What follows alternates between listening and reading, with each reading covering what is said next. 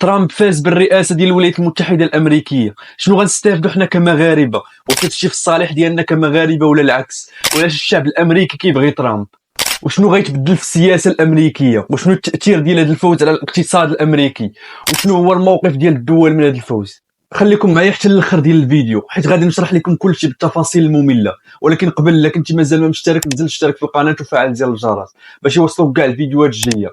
ويلا نبداو. أقول إلى زعماء الخليج بعد فوز ترامب: أعدوا العدة، افتحوا الخزائن، جهزوا الدولارات. اول حاجه، شكون هو ترامب؟ قبل ما ندخل في التفاصيل ديال الفوز ديالو، خلينا نعرفوا شكون هو ترامب. ترامب هو واحد من رجال الاعمال، كيمتلك شركات ضخمه في العقارات والفنادق، وكان مشهور في الولايات المتحده الامريكيه قبل ما يدخل حتى للسياسه. دخل السباق الرئاسي سنه 2016 وخلق ضجه كبيره بالافكار ديالو. وبطبيعه الحال اللي كانت خارجه على المعتاد، كان ديما كيهضر بطريقه مباشره وكيقول امور اللي ما كانوش السياسيين اللي قبل منه كيهضروا عليها نهائيا.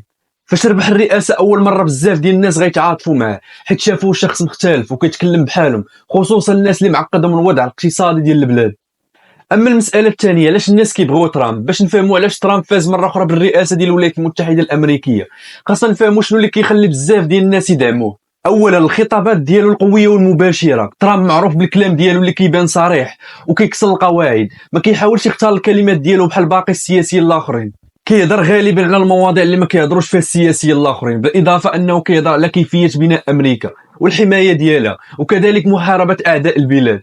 ثانيا، الدعم ديال بعض الفئات المعينه من الشعب. كاينين الناس اللي عندهم مشاكل اقتصاديه كبيره واللي كيشوفوا ان ترامب هو الحل، لانه كيعجبهم كيفاش كيهضر على خلق مناصب الشغل وحمايه الصناعات الامريكيه. ثالثا، الافكار ديالو حول الهجره والامن. ترامب ديما كيقول انه خاصو يحمي الحدود ديال الولايات المتحده الامريكيه، حيت كيشوف بلي الهجره غير الشرعيه كتخلق مشاكل في الاقتصاد والامن ديال الولايات المتحده الامريكيه.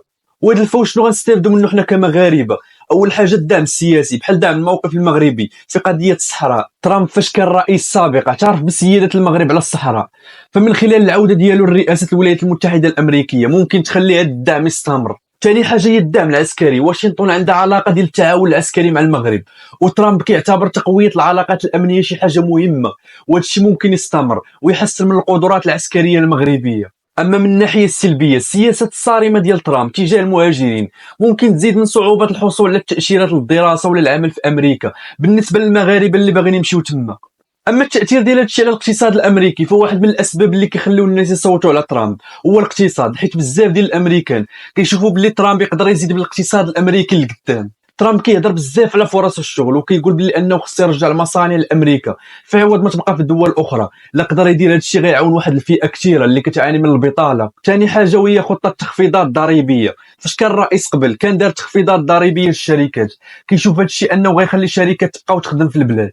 ثالث حاجه وهي التجاره مع الصين. ترامب كيقول بان الصين كتضرب الاقتصاد ديال الولايات المتحده الامريكيه، وكيهدد بفرض ضرائب اضافيه على السلع اللي كتجي من الصين، ولا دار هذا الشيء غيزيد من التوتر بين الدولتين. اما فيما يخص دول العالم، عوده ترامب غادي تخلق تاثيرات عالميه. الدول الاوروبيه كيحاولوا يتعاملوا مع ترامب بحذر، حيت الطريقه ديال التفاوض ديالو كتعتمد على الضغط، وكيطلب الدول الاوروبيه باش يزيدوا من المصاريف ديال الدفاع.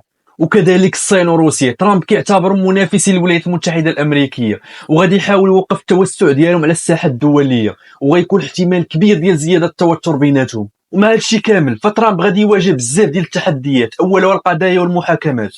ترامب عنده مشاكل قانونيه بزاف، منها الاتهامات اللي كيتهموه بها، وهذا الشيء ممكن ياثر على الشعبيه ديالو، غيخلق ليه بزاف المشاكل خلال الرئاسه ديالو.